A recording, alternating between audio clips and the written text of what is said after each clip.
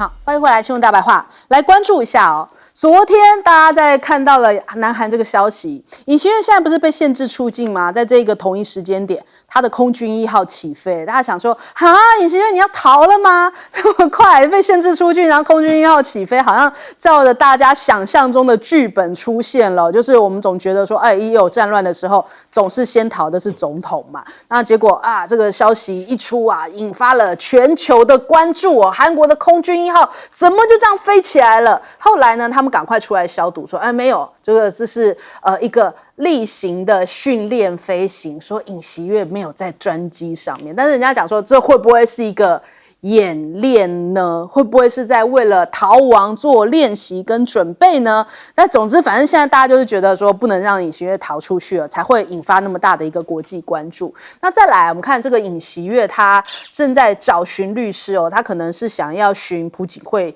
的模式，防止步上这个朴槿惠的后尘哦，所以他就是要找一些辩护律师啊，想办法要来积极脱身。那现在目前韩国的国会啊决议通过了，要逮捕尹锡悦等8名叫做戒严的首要分子。现在目前他们国会是以191票赞成、94票反对的票数来通过了这个决议哦。那这8个人也包含了这个前国防部长，就南韩的国防部长，通通在列。那另外，到底尹锡悦什么时候会下台呢？现在据推断呢，大概是明年的2月份。根据他们这个国民力量党，他们在10号的时候讲啊，他说大概最快会是在明年2月辞职。那明年的4或5月呢，就会来提总统选举。那因为这件事情引发那么大关注，就是这1-2天叙利亚的总统不是也才搭机逃亡，逃到了莫斯科嘛？所以人家讲说，该不会尹锡悦也打算这么做吧？那再来我们看看，目前尹锡悦他表态了，他说即使遭到弹劾也不会辞职吗？他说宁愿这个接受弹劾案哦，所以这个事情恐怕还有的闹，还有的吵。那现在目前南韩警方已经扣押搜查尹锡悦的办公室哦，他们在12月3号非常戒严事件当中的警察呢，他们在11号的时候已经前往了这个龙山总统办公室，因为当时尹锡悦上任的时候还特别迁到了龙山哦。那他们现在进行这个强制扣押搜查，而且还要预计搜查了警察厅啊，还有首尔地方警察厅以及国会警备队。那现在他们还很担心说，这是不是金龙显呢？有可能要在狱中试图轻生这个消息。那后来狱方人员是及时发现，赶紧阻止哦，有一个这样的最新消息。但是呢，他后来反正就是被送去治疗之后暂无大碍。那人家讲说，这是他自己主动吗？还是说有可能是被封口才会有这样的举止哦？另外，这个目前这国民力量党党内已经有10人表态愿意支持在野党提出的弹劾了。那这个如果2次弹劾就会发生在这个星期六哦。那这个星期六一旦弹劾通过的话，尹锡悦可能就要被捕入狱了。目前面对到这样的情况，南韩一片乱啊，他隔壁邻居北韩说话了，就在事隔了1个多星期之后呢，终于北韩发生了。因为大家讲说，好像都没有听到金正恩对这个事情有任何评论嘛，因为他一开始说要宣布戒严，就是说因为北韩影响到了国会。那北韩这一次的讲法是什么呢？他们说朝中社突然这个立场变得很高了，就是说这是一个绝望的表现哦，把国家变得痛苦的跟阿鼻地狱一样混乱啊，然后讲说尹锡悦的政治生涯恐怕就此结束。这样搞一出啊，反倒还被北韩笑了一番，真的是恐怕是尹锡悦始料未及的。那目前南韩大乱也反映在民众的一个恐慌气氛跟情绪上面，很多的散户赶快去买黄金避险，很担心接下来还有什么样的乱局啊，会不会造成韩环暴跌哦？所以他们现在为了保值，所以赶紧去买黄金来避险。还有一些民怨的爆发他们讲说，长期以来啊，就是财阀的垄断还有青年的低薪让他们有一种很强烈的一个绝望感。因此呢，现在很多的等于说民众还在持续的抗争当中。那我们看这一篇报道讲说，2023年呢，其实韩国对中国大陆的贸易出现了180亿元的逆差，这是中韩1992年建交以来韩国首度在对华的贸易上面亏钱。那中国大陆的媒体就讲说，韩国过于安逸的仰赖中国大陆市场。那就有学者在提说如果韩国有中国病的话，台湾出口对于中国大陆的依赖度更是高达30%。我们确定这样子抗中保台下去吗？那我们自己有没有想过，我们的病情恐怕是更严重的？我们来先问一下介老师怎么看？现在这个韩国的这个情况大概就是礼拜六会有一次决定点嘛。现在如果说真的如这个现在执政党国民力量长相有10个国民力量的议员都赞成这个弹劾案的话，那尹锡悦就下台下定了。也就是说，他自己的政党现在内部已经有变化出来了。那其实上一次投票的时候事实上已经有3个，已经就是说不跟党的路线了。因为那个时候走了，本来有108名议员嘛，结果后来第一个案子他们这个表决赢了以后，第二个案子就是弹劾案，结果呢，他们走了105个。还有3个没走，所以本来就已经差5票了。这次如果说如果说是真的有10票的话，那这个事情就解决了。那对韩国是好事对不对？这件事情越拖得越久，对韩国社会伤害越大。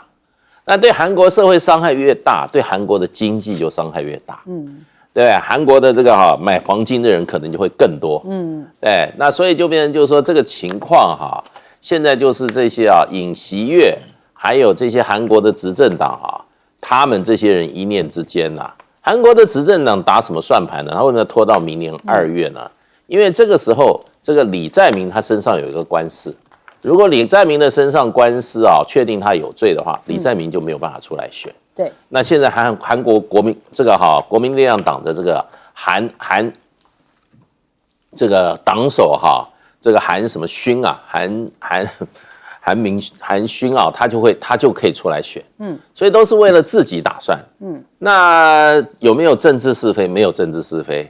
那尹锡悦这种胡作非为要不要负责？那现在就是国民力量党挺他就是因为他们不愿意把这个政权放掉。所以我觉得这个对国民力量党来讲，他们在道德上也会被韩国的老百姓看破手脚了。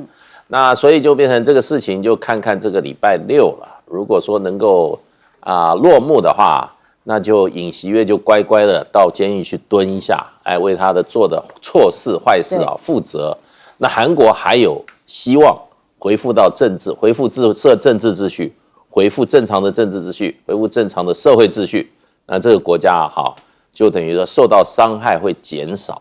而如果没有的话，继续拖的话，那我觉得韩国的社会会更进一步的对立更多的罢工，更多的示威抗议那社会如果失控的话，那经济更不要谈了。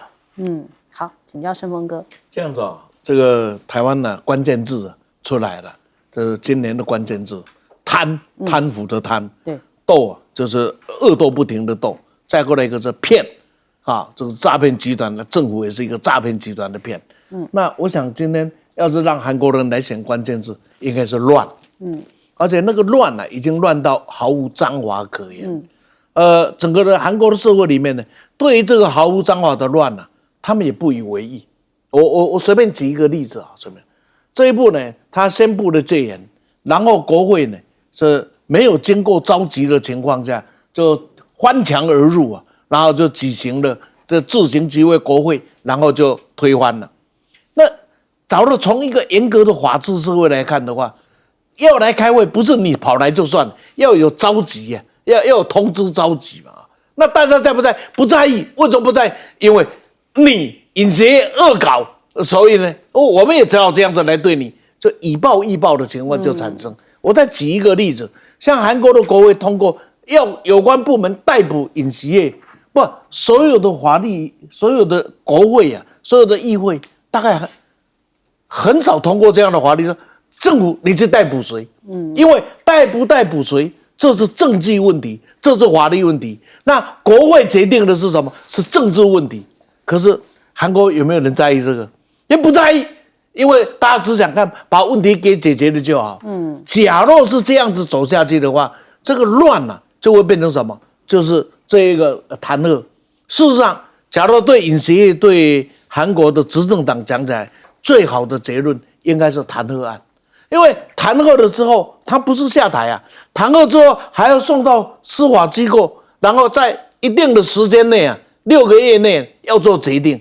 那么这一个什么时候去做宣判？基本上执政党应该还有这样的能量可以控制这个程序啊。这个总比这个前一阵子他们所讲的说我们反对这一个怎么样子，反对这个弹劾，但是呢我们要把它停止。这话讲起回来，这一个总统的停止以后，怎么是一个政党的党魁在那边发表意见呢？他还不是国会议员呢？这个等等应该有法律的程序，但有没有人在意？没有人在意，因为前面已经乱成一团了。但是我们话讲回来，弹劾啊，可能是目前遏制整个的韩国的乱象最好的一个方法，因为弹劾过了之后，还需要一段的时间再来做决定，那么绝对超过明年2月份的啦，绝对超过的。那么所有的担心的问题，通通都可以解决。那目前在我的看法，假若弹劾案不够，下面一定会出现，保证会出现，这整个韩国社会啊会出现非常动乱的社会运动。就在野党讲的太好了，这个游戏不玩，那开玩笑，人家台都搭好了，还有不上去的道理吗？对吧？假若弹劾，执政党再去跟他挡，执政党呢，应该发现很多人也会想，这个会影响到自己的政治命运了，所以开始应该很多人也会跳船了。那将来选举的时候，他展现着，你看我是支持人民的意见弹劾总统的，那么这一个成为风潮的时候，大概党也就挡不住了。那至于尹锡悦会不会逃跑，我平常心讲，那一架飞机的起飞啊，当然是有问题。此时此刻去测试飞机的起飞，总统专机的起飞，是什么意思嘛？你告诉我。啊，就什么意思嘛？那个意思，对吧？此地无银三百两嘛，对吧？所以韩国用一个乱字啊，那个乱已经乱到毫无章法可言。唯一能够解决这个乱，就是弹劾案赶快过。弹劾案过，对韩国是一个好事，对执政党是一个好事。弹劾案不够，我想故事的发展都是你我所难以想象的情况去发展。好，请教舰长。我们上个礼拜在讨论的时候啊，我们讲到说是，到底是留总统好了还是留第一夫人好？那也就是看谁被弹劾嘛。结果这2个人都没事，那真正有事的，也就是执政党国民力量党。为什么？因为人民的力量明年要投票了，就把你们给淘汰。所以现在有比较聪明的这个国民力量党的10个人就说我们支持弹劾啊，没问题的，支持弹劾。这个状况绝对啊，最后就是啊，靠树倒，靠人跑啊。现在靠这些国会议员绝对跑光，为什么？因为他们也要选举的啊，难道大家都跟尹锡悦一样吗？那当然不是嘛。那另外啊，其实我们来看现在的这个韩国的状况的话，其实蛮妙的。为什么？就像刚刚盛峰老师讲到的啊，就是个乱，而且这个乱呢，乱得很有趣啊。也就是他们竟然啊，南韩的警察啊，竟然先把他们的警察厅的厅长，那也就好像我们的警政署署长啊，还有首尔警察厅的厅长2个人先逮捕。可是这2个人其实到底有没有参加不知道啊，有没有罪证也不知道啊，他们就先把他逮捕起来。所以这真的是啊，不是一个乱字可以形容啊。那但是我们继续的看啊，还有更妙的也就是说什么？我们来看啊，这个白虎部队，也就是这个707部队啊，大家都说，哎呀，这个是所谓的王牌师，对，王牌部队啊，也就是反恐的部队啊。你看他以前的表演都是直接架一个爬梯，2步就已经可以登上车子去解救人质了。可是这一次我们看到他爬这个墙啊，这个李在明啊，他们的反对党的党主席2步就跨上去了。你看看我们的这些王牌师啊，慢慢爬，为什么？其实他们在消极抗命。那另外我们看他们的直升机降落在国会里面围墙里面的这一个运动场的时候，他们有成攻击队形吗？有吗？没有啊，三三两两的感觉像上餐厅一样啊。为什么？因为其实都在消极抗命，他们并不想要从事这一个戒严的工作啊。这个也就是我们可以看到，现在陆军的参谋长蒲安珠啊，他讲说，其实他在计划中没有发挥任何的作用，真好啊，就是我刚刚讲到的，靠人跑啊，现在大家都不承认啊。另外呢，他说他仍然不知道是谁下令给他的，谁下令给你，你都不知道，你是陆军参谋长你在讲什么笑话啊？所以啊，我们这样子讲来讲去啊，其实就是我们刚刚最后讲到的这一个金正恩终于说话了。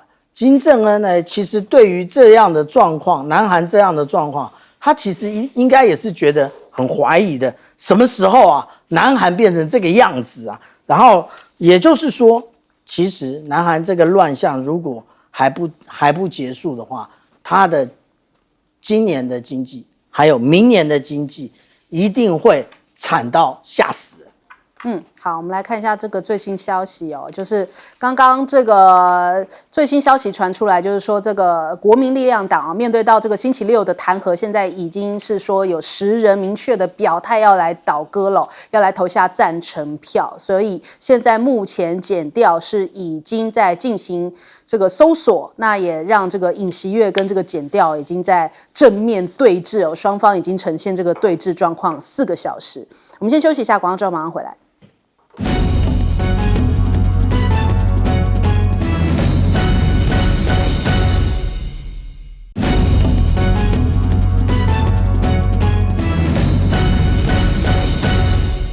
拜登啊，现在下台之前猛打贸易战哦，那川普还没上来，大家就在想说，川普可能也是拿着大棒准备挥哦。因此呢，现在倒数40天，川普要上任，中国国家主席习近平讲了一番话，是对美国的不论是现任或是即将要上任的来讲话哦。那可能也是川普这1-2天不是讲说，12月3号我才跟习近平对话嘛，所以现在习近平算是一个公开回应，向美喊话，愿意保持对话哦。那关税科技战不会有赢家的，只有中美双方保持对话，拓展合作，控管分歧哦。这样子，中方跟美方啊相向而行，不论是这种关税战、贸易战、科技战，其实都是违背历史潮流跟经济规律的，是不会有赢家的。同时，他也重申，就是对于中国今年的经济成长目标这样的实现是非常有信心的。那还有，他也提到了，就是跟国际经济组织的负责人后面的会面的时候，他说各国不是乘坐在190多条小船上，而是乘坐在一条命运与共的大船上面。大家应该要把对方当作是一个机遇，而不是挑战；应该要把对方当成伙伴，而不是对手。也就是一个全球的同舟共济哦，才能够成为一个时代主旋律。所以现在看起来，这个中美有点同调了嘛，就是感觉不要再打这样子的贸易战，其实对谁都不好哦。那中国大陆呢，现在也是讲出了反制措施嘛，因为对于辉达算是我们节目上讲说，这个对于美国的第3巴掌哦。那北京当局就是以反垄断法来调查辉达，那特别呢也算是回应这个川普下个月就要就任了，人家讲说这应该是对于川普2.0先摆上擂台哦，就是川普的这个中美贸易战。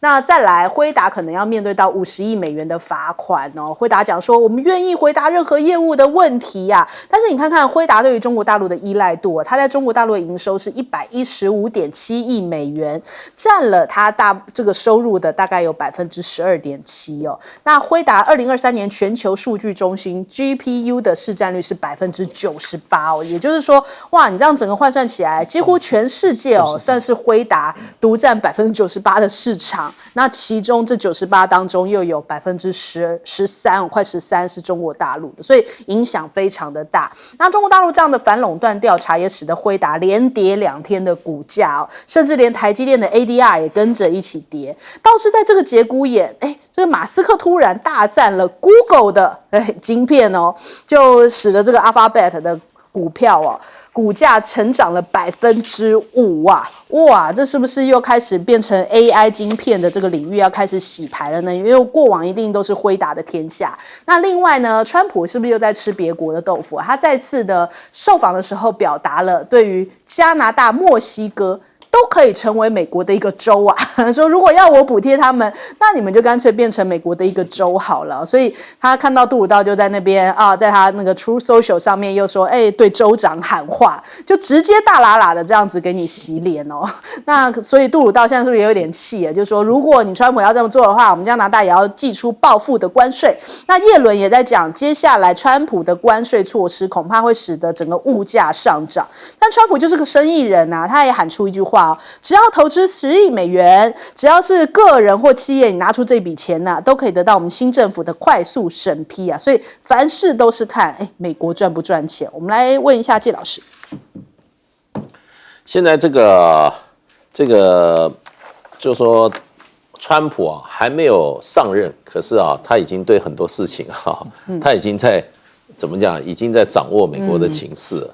现在大家都不看这个白宫有什么新闻稿，大家都看川普在他的 True Social 里面又发了什么文，对他的文才也真的有改变世界的效果对，那前一阵他又接受 NBC 的访问那把他的这个施政之后他当选后100天要做的哪些事情讲得非常清楚。那这里面我从头听到尾，我觉得他只有一个结论，就是他在竞选中提出的政见他每一项都是真的，他都要兑现。所以呢，现在我今天在看美国这个纽约这个华富他们有很多怎么样，有那种出租型的公寓，比如说租一张床的那些是给所谓的无证移民租的。过去一床难求现在怎么样？现在找不到房客，都空出来了。无证移民现在美国怎么样？到处四处流窜因为他都等川普要上台了。所以事实上，这种效果，川普上台效应不只是说在世界上，美国也很明显现在还有美国纽约有一个所谓他们特别给无证移民提供了2000床的一个临时收容中心现在纽约政府是要把它关掉。他说这个东西将来反正这个川普上台了，可能会因为这个事情跟川普闹得很不愉快，所以呢，他说为了保护这些无证移民到时候一下怎么样，突然无地方可以去逃难，所以先把它都关了。所以美国国内都这样，国际上会不会这样？对，国际上也是这样所以现在就是说，现在大家都在怎么样？都在怎么样？都在准备川普的上台了。那这次谈到这个，就是说，这个辉达的事情其实这个事情不是一个新案子，它是一个老案子，对，所以这里面是因为辉达过去曾经承诺，他对中国的芯片这个外销，他要用不歧视、合理合法的方向。可是后来他接受美国政府的这个补贴，这个命令他不出货了。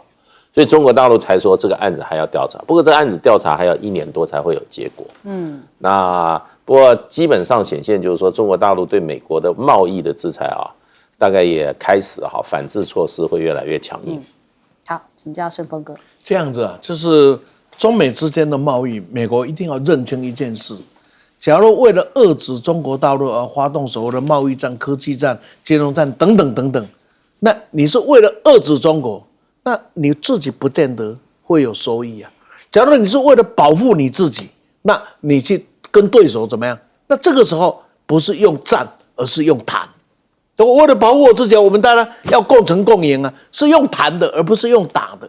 所以美国过去霸道惯了，面对全世界，只要他一出手，日本投降，德国投降，欧洲投降，这唯一这一次出的时候，从18年出手到现在6年了，没有投降的叫中国。所以从这个解释里面，从这了解里面一件事情，美国假如觉得要因为别人的成长或者作为妨碍到你的权利，那应该是用协调、用协商，甚至可以到WTO 这种国际组织里面，大家来进行一定的程序。而这么用打的，这个打的结果，就像今天一样，你没有把别人给打死，可能把自己打得很凄惨。这是很现实的问题摆在那里。第二个，这个川普这个我真的越来越不敢怎么来预测他因为他是一个真的是这个跳出框框的一个人。比如说，他跟习近平的这一个通话，这通话本来全世界都不知道的，那显然双方在通话之前应该有默契，是不对外发表的。结果他老兄第一个 bang 就跑出来，这个是对整个的大国之间的交往里面是一个很坏的情势。为什么？因为假若双方讲好要公布，一定不会是单方公布，一定是同时公布。那一单方公布的结果，那只有另外一方也不要这样。但是这个呢，对于人与人之间、大国与大国之间的信力是很大的伤。所以从这个发现呢，他是口无遮拦，但是他有一个特点是真的。16年他开出的政见呢，他都有去做。有没有做到什么程度是一回事，但是他真的有做了。那2020年的政策他也会做到什么程度不知道，但是那个口无遮拦呢，各位想想，好，我就把你呢这加拿大跟墨西哥变成我的美国的51州、52州，这个不是臭人豆腐这是非常的羞辱人家的。好歹它也是一个世界的大国，你像今天的墨西哥的生产量在世界上是有地位的。加拿大好歹是 G7 的国家那在你的眼中里面好像是什么？好像是扒来扒去的小弟这个是不对的。我这辉达最后要注意了，辉达当 CPU 占98%的市场，你会发现最后会制裁你的不会是谁，一定是美国。好，来问舰长。中国大陆习近平主席昨天他会见了主要国际经济组织的负责人。这些组织到底有哪些呢？那因为我们的新闻都这样子一笔带过其实呢，第一个世界银行 World Bank， 第二个国际货币组织 IMF， 第三个世界贸易组织 WTO， 第四个国际劳工组织后面当然还有我把大家都耳熟能详的这些组织通通念出来，然后这一些总裁他们代表那个发言的时候，高度评价中国的经济发展成就，看好中国的发展前景。这个发展前景是什么？这个发展前景也就是今年的GDP 5%绝对达成。那我都不懂为什么有这么多人唱衰那个中国大陆的经济最早唱衰的张家墩，2001年你不就唱衰了吗？现在已经过了23年了，你要不要道个歉呢？那另外习近平主席还讲到，这些其实是至理名言，也就是搞小院高墙脱钩断链，其实真的是损人不利己我们看看川普怎么做就是了嘛。川普现在叫11月29号跑到佛罗里达州海湖庄园跟他一起晚餐，然后密商的加拿大总理杜鲁道，他叫他加拿大州州长他直接就叫他加拿大州州长，意思是什么？也就是当年丘吉尔所讲到的，站在屈辱与贸易战之前你选择了屈辱，你跑去跟他吃饭，结果呢，屈辱过后你仍然要面对贸易战，不是这样吗？那个川普完全不让就是25%，就是25%。看一看南方的这个墨西哥还他的那女性总统还比较有 guts， 他直接就说25就25，你会对我那个这样的瞌睡没问题，我也会对你贸易报复对，这就是一个国家的高度。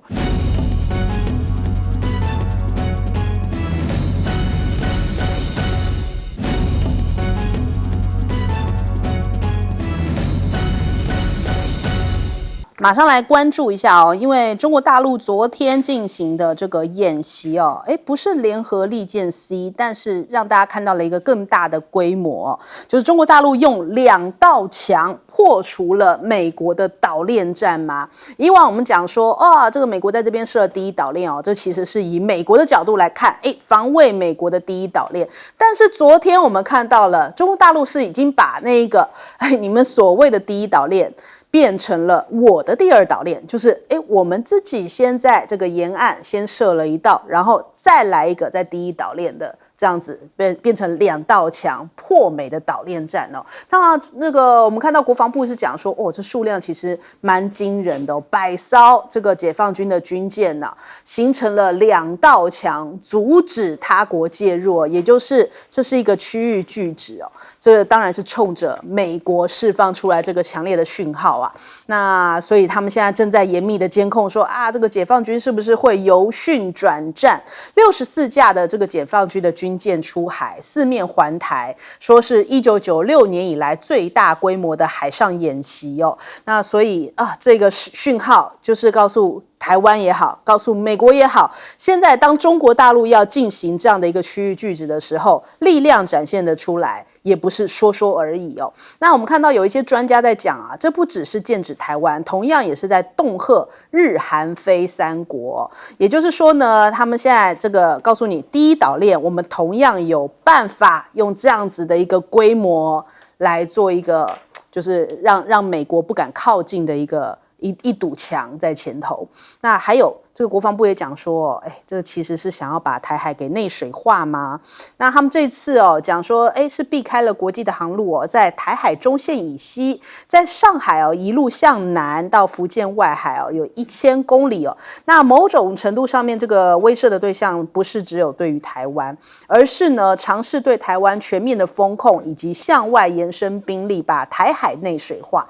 那再来，我们看到现在美国也当然收到这个讯号，是不是紧张到突然，好多人都在这个时间点每个都出来讲话。首先先看到帕帕罗，美国印太司令，他就讲说，美国有信心在台海战胜中国，这是自由时报下的标题他说美军我们有信心在这个冲突当中战胜中国，每分钟都做好作战准备。那中国对于自身取胜的能力是存疑的才会把这个犯台的时间放在2027之后。但是呢，被问到这个川普是否会持续协防台湾，他就讲说，根据呢中美建交的第一公报就写了，台湾问题应该以和平方式来解决那不是用这种武力的方式。那再来，美国的防长，目前的这个拜登政府的防长奥斯汀，他讲说，他现在在这个日本这边嘛，停靠的这个华盛顿舰上面，他讲说，这个航舰呢将会搭载先进的 F-35C 的逆中战机中队那他讲说，美军在印太地区的部署非常重要，因为呢，中国有意也日益有能力来改变国际秩序但是最重要的关键是，他不认为大陆有攻台的迫切性。那另外，我们来看看。美国的陆军陆战队的司令他提到了，他说如果中美正面交锋的话，美国是有优势的，因为美国我们最近才有这个作战的画面这是用 iPhone 14手机来截取的。那中国大陆呢，最近一场战斗的画面却是用油画跟画布来留下来，就是要凸显说中国大陆其实已经很多年没有实战经验的。这样就可以断定胜负吗？谁有留照片谁没留照片就可以断定胜负吗？那人家就细问他啦，那说如果接下来台海紧张的时候，美军是不是应该要派员这个到台湾呢，去协训海军陆战队呢？那他是没有回答这个问题那再来我们看看，现在美国是不是很紧张，就反映出来他的着急这个美国有3艘的这个航舰现在部署在西太平洋，那他们现在有卡尔文森号现处在菲律宾海上面。那美国的海军学会新闻网就讲说，这3艘航母都在西太平洋活动，华盛顿号持续在日本横须贺的基地驻扎，那南海的林肯号也已经远离南海向东航行了，所以在这边有一些这个航舰相关的动作那还有美国在关岛这边已经成功进行弹道这个导弹拦截测试说是要完善防空的反导能力。他们现在在这边成功的安安德森空军基地海岸这边拦截到一个空射型的中程弹道的导弹，还有他们要扩大 F-35的飞官培训。他说要增加这个联合环境的模拟器来增加他们的这个换训规模以及联训的效能。但是呢，美国的众议院中国委员会的主席倒是提了一件事情，他说现在美国的造船能力上面严重落后中国大陆。如果不加强的话，恐怕是没有办法抗衡的因为现在中国大陆的造船能力大概是美国的230倍。那如果接下来要在海上抗衡的话，现在美国国家安全顾问说，恐怕造船工业是需要赶快解决的一个问题不然你造舰能力都没有像人家那么快，像下水饺般那么快，到时候怎么样来抗衡呢？恐怕没办法。我们来先问一下盛峰哥怎么看？这样子改变台湾命运是1951年韩战发生的时候，美国太平洋舰队巡流台湾海峡，从此以后台湾海峡获得了美国绝对的保护，而改变了台湾的命运，也改变了两岸的命运。那是在1951年。1996年所谓台海危机的时候，美国的2艘航空母舰就往着台湾海峡要开来，那么中国大陆对于台湾的威吓就停止了。这是1996年，到今天2024年，终于有一件事情我们发生了。当中国大陆把沿海的这一线，从整个的黄海，然后到这个整个沿海，然后到台湾海峡，一直到海南，这样子一条线作为一个布防的时候，我请问还有经过台湾海峡这一个故事吗？也就是说，美国的舰队还能够经过台湾海峡吗？还有能力经过台湾海峡吗？各位从这个图面上可以很清楚的看得出来，这就是台湾未来要面对的。我们一直不愿意面对一件事情，那就是中国大陆要不要对台湾发动什么样的攻击？我们都假设不会，所以我们继续搞台独，继续以美谋独，继续去搞这些事。最后呢，今天摆出一个正式告诉你，包含国防部自己讲了，沈某洋，你该不会说这叫认知作战了吧？国防部是讲吓死人的数量，是的，这个数量不但吓死人，而且中国大陆因为占据的战略地位上的优势不要告诉我美国有几艘航空母舰在西太平洋，我告诉各位，中国在太平洋上有100艘的航空母舰。他说李某人你鬼扯，我没有鬼扯，请不要忘了，航空母舰是移动的航空基地，而在整个中国大陆的沿海跟第二线里有多少个军事基地，有多少个航空基地？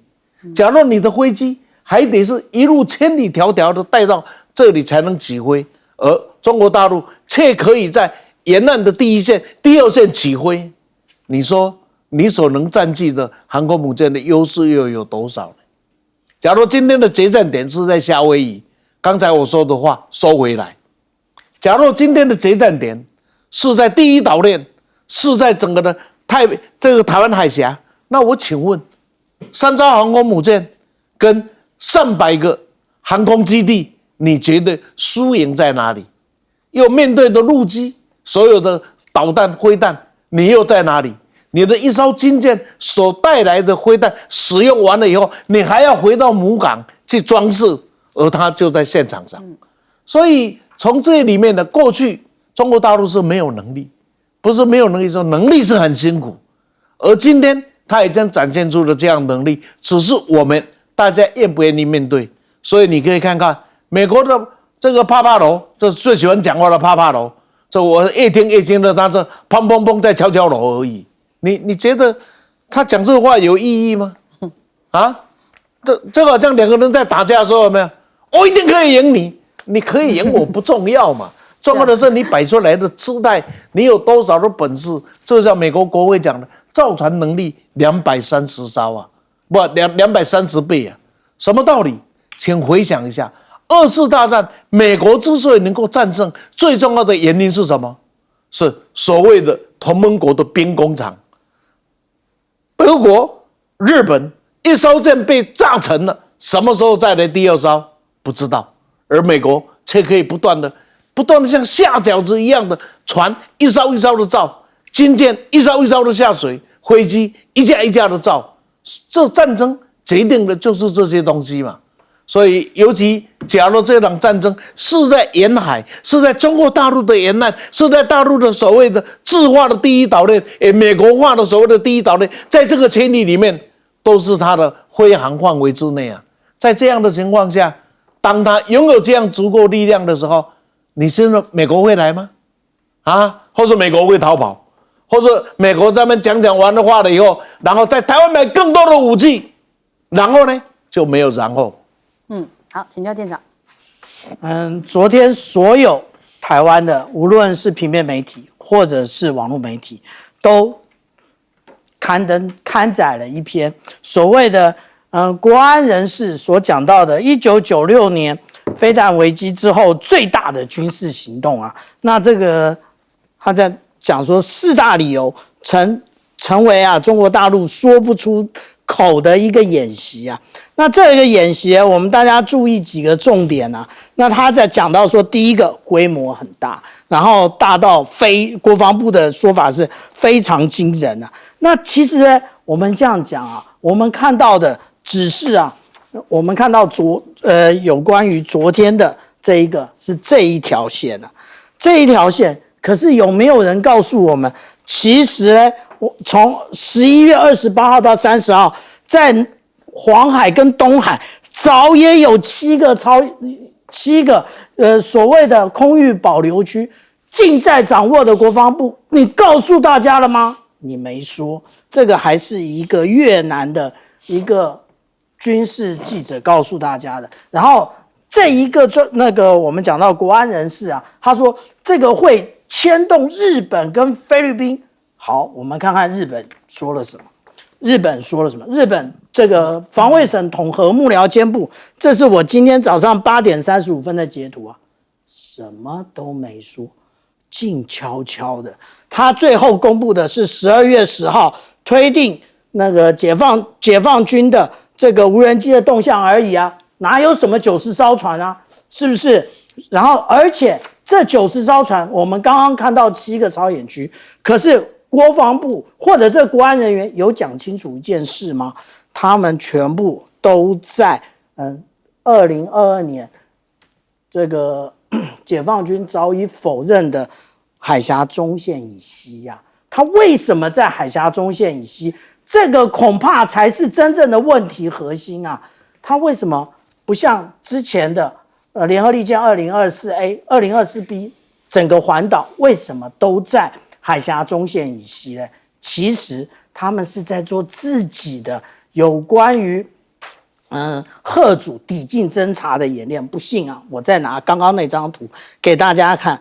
这两张是什么？这两张其实是我曾经发表过一篇论文啊，在讨论2020年跟2021年的时候，解放军在东海做的操演，你看看，尤其是这个像靴子一样的造型，是不是就是这个部分呢？他就在做这个啊。这个操演其实是什么？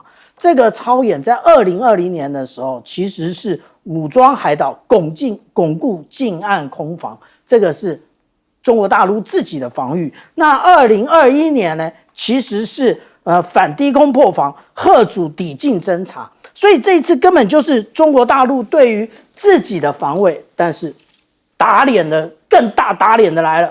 路透社今天所公布，美国官员说中国海军的部署与其他大型演习一致，没有特别比较多啦。那另外这个跟它里面还特别强调，这跟台湾声明形成强烈对比。台湾说这是30年最大规模的这个位美国不具名，大家都不具名嘛，不具名的官员说没有哦。那最后他说，美国并没有将此次部署与赖清德的出访连接起来，然后最后表示他们并不认为东海和南海的活动是对赖清德总统有所回应。所以国安人士，要么你就自己站到台前来，要么就闭上你的嘴，不要再胡说八道。好，请教介老师。这个很少有人帮人家发布这个军事演习的，军事演习都是自己发布的。我们台湾还说这个已经昨天的那个国防部稿还说已经成立了应变指挥中心，我不晓得人家没有演习，你成立应变指挥中心干嘛？很奇怪。那他这个理论也蛮奇怪的哈，光说了哈，联合利剑 B 啊，中国大陆划设了5块演习区域，就把台湾环围起来。A 也是划设演习区域，那才叫演习哎。那他说大陆在什么这个哈，在这个浙江什么沿海划了什么叫什么叫空域保留区？对，那保留是什么意思？也没有讲清楚啊。那要在保留区做什么也没讲清楚啊。所以呢，就变成就是说这件事情看起来好像是赖清德他们自导自演的。而且呢，把人家抓来当演员，人家他不晓得还有这出戏嘞，对，所以这个是我觉得狼来了不要乱吼，人家你还没出去的时候，你还没出去这个什么过境外交的时候，你就说大陆要联合利剑西，那人家没有利剑西，你就制造一个联合利剑西是吧？这没有这样玩的人浪费多少事情。然后你看他说大陆哈有53架飞机，对不对？然后有23架飞机哈越过中线，这是有史以来最大规模的演习嘛？对不起啊，今年10月14号，联合利剑 B 照当时国防部怎么说，有125架共机参与，然后呢有90架进入我们的应变区。我们那还在讨论什么叫应变区呢？还没讲清楚啊，对不对？然后有很清楚。17艘军舰，17艘公务船那所以就变成我不晓得他这次讲什么从东海到什么到台海到南海，那东海接近的是日本啊。刚刚我们小舰长讲说日本没有吭一句话，对，没有吭一句话那菲律宾也没有吭一句话南海不是跟菲律宾、越南比较近吗？也没有任何吭一句话。什么叫史上最大的军演？哇，要把第一岛链变成中国的内海，我跟你讲，大陆的战略是在第2岛链第一岛链跟第2岛链之间上一次还有什么？中国大陆的这个航空母舰都在第1岛链、第2岛链之间呢，这次都退到第1岛链，以这个赖清德他们说退到第1岛链了，这叫什么最大规模？所以我觉得这个矛盾到前后矛盾，自打嘴巴，然后呢？要去制造一个事端，可是呢，这种事情最好不要做。在国际上的话，你如果说很严重的话，就要真有其事；如果没有的话，你就是狼来了，人家就觉得你别有居心。你骗台湾老百姓容易，你拿到国际上没有人理你，而且发觉你这个就是什么，到国际上来造假的话，那对你自己影响很大。台湾从来没有干过这种事情，怎么现在在国际上干这种荒谬的事情，自导自演，然后呢，帮人家宣布有演习，这个我看真的有一点点真的谁都赶不上这个目前这一群人的这些做事的方法，真的是叹为观止